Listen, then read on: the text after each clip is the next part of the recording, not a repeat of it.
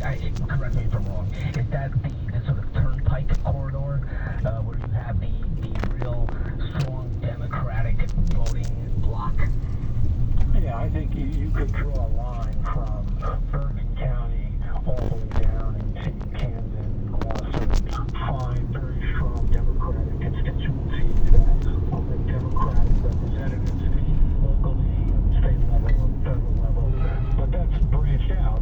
You see now sections of Monmouth County which have historically been Republican now voting in Democratic office holders, picking up two Democratic assembly seats in District 11 in Red Bank and Monmouth County, as well as picking up a Democratic legislator in Lakewood and Ocean County.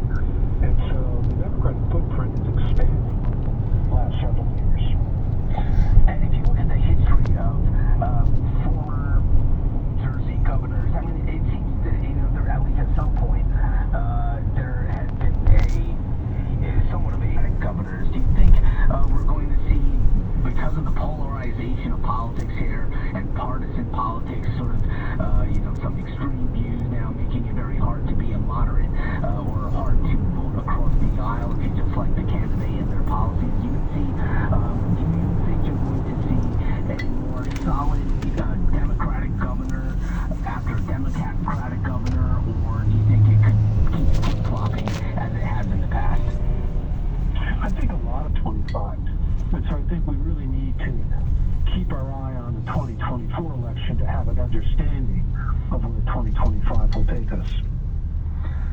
And I want to sort of shift to some, not so recent news. I mean, it's still ongoing and very fresh. But Bob Menendez and those indictments that he's facing, do you see any chance that Bob Menendez is going to somehow last in New Jersey politics? Well, I guess it depends on what you mean by last. His term ends at the end of 2024. Do I think that it's possible for him to stay through the end of his term? Yeah, I think it's pretty likely, because we're now at the end of 23. There's not going to be any activity in terms of the trial or any final pronouncements with regard to those indictments until we're Esa gente no tienen privacidad, pues se ve la sala, la cama. It's likely that regardless of what the outcome of the trial is, La cama durmiendo through the end of his term. Do I think there's even a remote chance that he can somehow win the Democratic nomination for another term? I don't think there's a snowball's chance. He said he's running, and if anybody in his position would probably say the same thing just to make it look like they're not down and out. But every county representative has said, I'm giving up my seat because I'm running for the U.S. Senate, Andy Kim. And you have to give him a lot of credit. He was the first one out of the box, giving up effectively a safe house seat for himself. When he first got elected, he got elected by a very thin margin, but he's burnished that. And address it to get a rental. That's, to me, what it boils down to. Go to line 3. Craig in Brooklyn's up next on the fan. Thanks for taking the call, Danielle. Like everyone, yeah, for sure. Like everyone else, definitely not feeling positive about this mixed trade. And from what the guy just before was saying, short trade barrier. In my head, it's always been like, we need to go make a bigger trade, but what capital other than these draft picks? Yeah. Maybe Brian Fournier. You have to go dangle for a Donovan Mitchell type guy. The real horse. 2 points a game. That's not good. So now, who's your okay, no es horse. Yeah. You have no stretch by. Parece no fue que tomamos el ferry ayer. Go give me DeMar DeRozan. I just don't see the appeal of saying go be short and play some defense. Maybe he's a Tibbs guy, but it doesn't make you better, and it doesn't set you up for a bigger trade down the line, because you just be talking about paying $20, $25 million a year. Like the guy was just saying, they offer him 20. All they have to do is meet him in the middle. Yeah. And to your point, that's Tibbs' problem. He's got to find a way to play him. That's right. When him and Bergman are on the court, they're dynamic 2 ball handlers on the floor. You're not complaining about their defense. Hace como hambre, ¿verdad? I just can't. It's hard to watch. Gets them coming in and backing up Hartenstein. Let's fly. Everything that he can, but the team just has so many more glaring needs. So if they don't find a way to package, to your point, Ananobi that's how they go get a guy like Mitchell. But I just feel like they, once again, are wasting those assets, and all the while, Leon Rose, Allen Houston, all these guys just hiding like fuckers. And you know what? And Craig, that's a good segue into what I was just about to say too, because on an OB, by the way, he's been, you know, I don't want to say white whale, because it's not that. It's kind of like the apple of the Knicks' eye here in the Big Apple for a year or so. And guess what? Last year, he switched from his agency to CAA, where guess who once was there? And guess Leon Rose. what? So there's a lot of, I don't want to use the word incestual here, but Aquí en New York y en gran parte del mundo es difícil manejar sin GPS.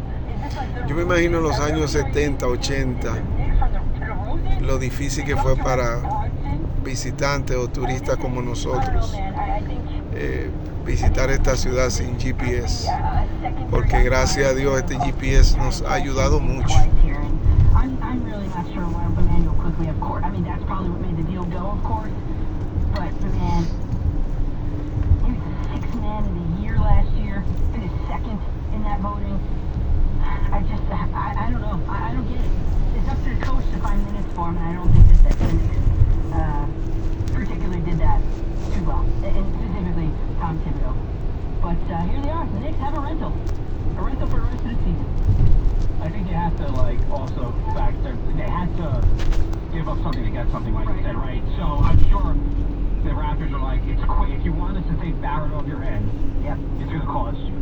I can't imagine they wanted to give up quickly, even though it's tough to fit in quickly when you have Jalen Brunson, right? If quickly wants to become a starter and a star, you got that leap Brunson, and that's not happening. Because they're going to extend Brunson for God knows how much money already. Like, he's done. Right, so you have to find someone else to, like, get those. Quickly was not in the Knicks' future plan. Right, and I think we've been, and we've spoken about it, like, long fair before the show, you've been talking about it the last 35 minutes, this is a precursor to something else. It has to be, because if it's not a standalone trade, this is probably not ideal, but if you can now, they have so many draft picks they can move, and draft capital, they have to move one of those for either a point guard that's not happy this year, a bigger target that they have next year, whether that's Jordan Clarkson, whether that's Donovan Mitchell, whether that's Zion, or, you know, Lauri Markkanen, someone in that range. There has to be another move, because this does not get the Knicks anywhere close to what they want to go. Does it make them better? Sure. But they're still not good enough to be a top 3 team, right? And they're not bad enough to suck and get a good draft. That is Knicks purgatory. Right, no, and that's the worst place to be as a sports franchise. Either be really good or really bad. And being in the middle sucks. It's awful. That's right. Be really good or really bad. And they are in purgatory. And it is like 1st round exit, 2nd round exit. ¿En qué tiempo llegamos a Central Park? Revolution's called limbo. Okay. They're in that limbo between, you know, heaven and hell. Well, let's use that as an example, right? Purgatory. Yeah, they're in purgatory. Let's just say. And South Allegheny wrote in the Renaissance time period. By the who?